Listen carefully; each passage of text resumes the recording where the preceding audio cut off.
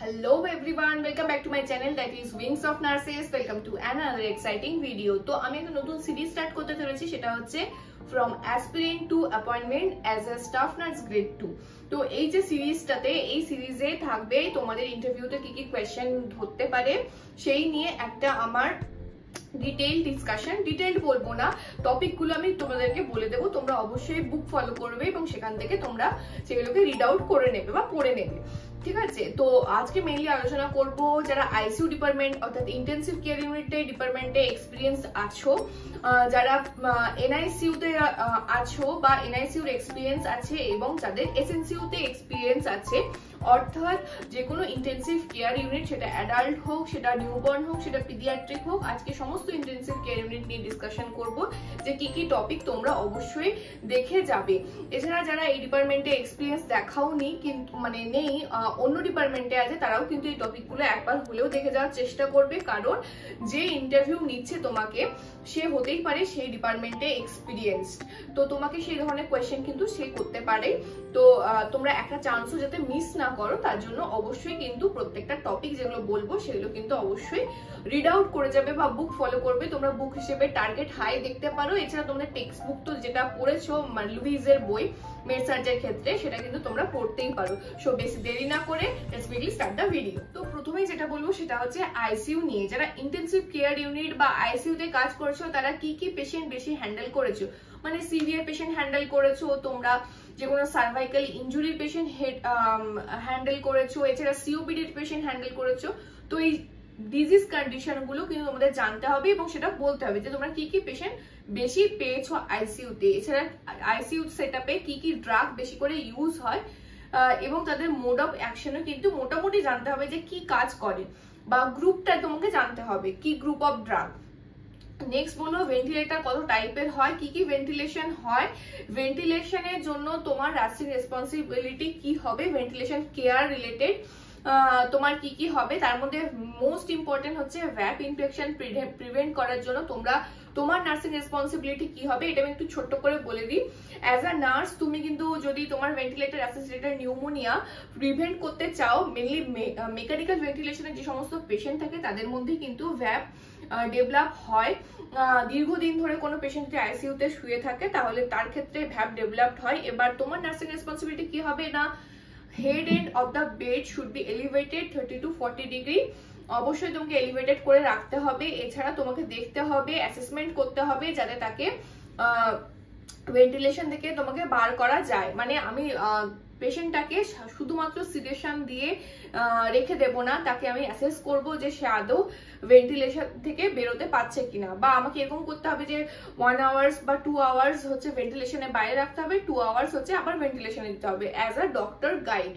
অবশ্যই তুমি একা করবে না, তুমি অ্যাসেস করতে পারো বা তুমি তোমার যে ডক্টর আছে তাকে তুমি বলতে পারো যে পেশেন্ট এরকম এই ঘন্টা বা 2 ঘন্টা তোমার মেনটেন করছে normal pulse rate, heart rate, তুমি পেশেন্টকে দেখছো, সারাক্ষণ মনিটর করছো, তুমি অবশ্যই বলতে পারো ডক্টরকে, বা ডক্টর যে ডিসিশন নেবে।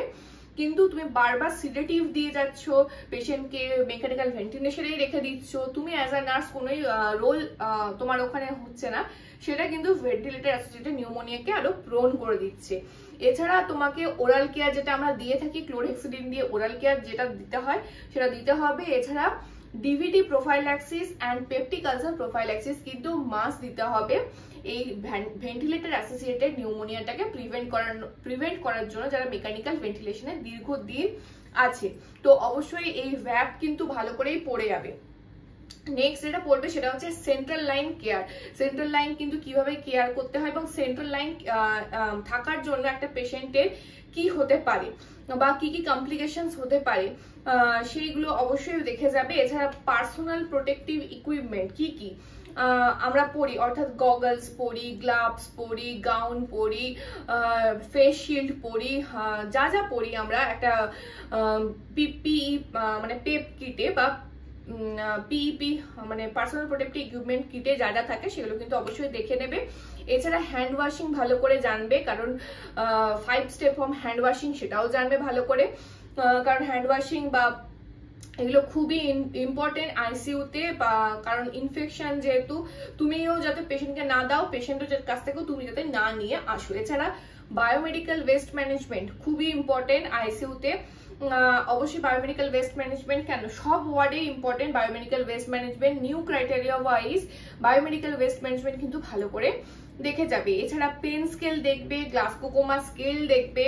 এরপর অবশ্যই তোমরা দেখে যাবে সাকশন নিয়ে, অর্থাৎ ক্লোজ সাকশন কি, ওপেন সাকশন কি। কারণ সাকশন হচ্ছে আইসিইউ সেটআপের একটা কমন প্রসিডিওর। অবশ্যই সাকশন ওয়ালে অ্যাডাল্টদের ক্ষেত্রে সাকশন প্রেসার কত থাকে, কতটা ইনসার্ট করতে হয় সাকশনের সময়, এই সমস্ত কিছু কিন্তু দেখে যাবে। এছাড়া দেখে যাবে ইটি টিউব কি, ইটি টিউব কত কত কি কি কালার কোডিং হয় ইটি টিউবে। তারপরে হচ্ছে ট্রাকিওস্টোমি টিউব কি, কোন কোন পেশেন্টের ক্ষেত্রে ট্রাকিওস্টোমি করা হয়ে থাকে। এছাড়া এবিজি, নর্মাল আইসিইউ সেটআপে এবিজি কিন্তু খুবই কমন। এবিজির কি কম্পোনেন্টস আছে। তারপরে হচ্ছে সেন্ট্রাল ভেনাস প্রেসার কি, সেন্ট্রাল ভেনাস প্রেসার ম্যানেজমেন্ট কিভাবে করা হয় বা করবে। তারপরে হচ্ছে আইসিইউতে সব থেকে মোস্ট কমন যেটা নার্সিং রেসপন্সিবিলিটির মধ্যে সেটা পড়ে, সেটা হচ্ছে প্রেসার আলসার। অর্থাৎ প্রেসার আলসার ডেভেলপ যাতে না হয় তার জন্য তোমার নার্সিং রেসপন্সিবিলিটি কি হওয়া উচিত। এছাড়া দেখে যাবে শকেবল নন শকেবল রিদম কি, ডিফিব্রিলেটর কোনো ইউজ করতে দেখেছো কিনা, কত কারেন্ট ইউজ হয় ডিফিব্রিলেটরে। এবং এছাড়া আর কি কি দেখে যাবে, এছাড়া সেন্ট্রাল লাইনের একটা মোস্ট কমন কমপ্লিকেশন হচ্ছে ক্লেপসি। ক্লেপসি কিন্তু দেখে যাবে, অর্থাৎ central line associated blood stream infection. ক্লেপসি ভালো করে দেখে যাবে যে কি ডিভিটি ডেভেলপ কোন পেশেন্টের ক্ষেত্রে বেশি হয়, এই সমস্ত কিছু কিন্তু ভালো করে দেখে যাবে। যারা আইসিইউ সেটআপে কাজ করছে তারা তো দেখে যাবেই, অন্যান্য ডিপার্টমেন্টে যারা এক্সপিরিয়েন্স আছে তারাও কিন্তু একবার হলেও মানে বই পড়বে। যারা ইন্টারভিউ নেয় তারা কিন্তু খুব সিনারিও বেস কোয়েশ্চেন ধরে তোমাদেরকে, মানে আমাকে তো ধরেছিল, এবার জানি না এবারে কি করবে।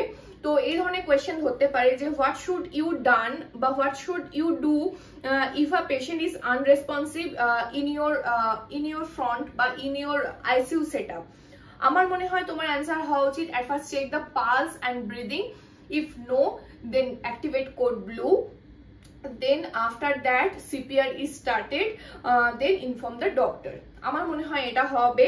এবার তোমরা অবশ্যই নিচে কমেন্ট সেকশনে আমাকে লিখে জানাও যারা আইসিইউ সেটআপে কাজ করছো যে আনরেসপন্সিভ পেশেন্ট যদি তোমার সামনে থাকে বা তোমার আইসিইউ সেটআপে থাকে তাহলে তুমি তোমার ইমিডিয়েট অ্যাকশন কি হওয়া উচিত। এবার চলে যাব নিকু বা পিকু বা এসএনসিইউতে।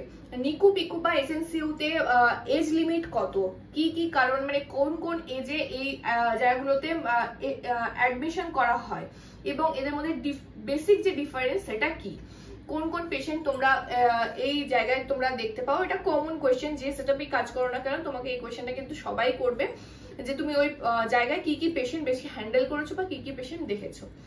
তারপর তোমাদের অবশ্যই পড়ে যেতে হবে লো বার্থ ওয়েট বেবি কি, প্রিম্যাচুরিটি কি, মেকোনিয়াম অ্যাসপিরেশন সিনড্রোম কি, আরডিএস কি, কনজেনাইটাল অ্যানোমালি অর্থাৎ ভিএসডি, এএসডি, টেট্রালজি অফ ফ্যালেট কি, পেটেন্ট ডাক্টাস আর্টেরিওসাস কি, কোন ইনজেকশন ব্যবহার করা হয় লাংস ম্যাচুরিটির ক্ষেত্রে, কোন ইনজেকশন ব্যবহার করা হয় পেটেন্ট ডাক্টাস আর্টেরিওসাসকে ক্লোজারের জন্য, এই জিনিসগুলো কিন্তু তোমাদেরকে জানতে হবে। এছাড়া মেন মোস্ট ইম্পর্টেন্ট যেটা জানতে হবে সেটা হচ্ছে আপগার স্কোর জানতে হবে।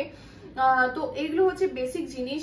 হেলদি নিউবর্নের কি কি সিমটমস আছে, নিউনেটাল জন্ডিস মোস্ট ইম্পর্টেন্ট। এছাড়া যদি ব্লাড ট্রান্সফিউশন, বেবির ব্লাড ট্রান্সফিউশন সেটাও জানতে হবে, কি কি ফ্লুইড দেওয়া হয় বাচ্চাদের ক্ষেত্রে সেটা জানতে হবে।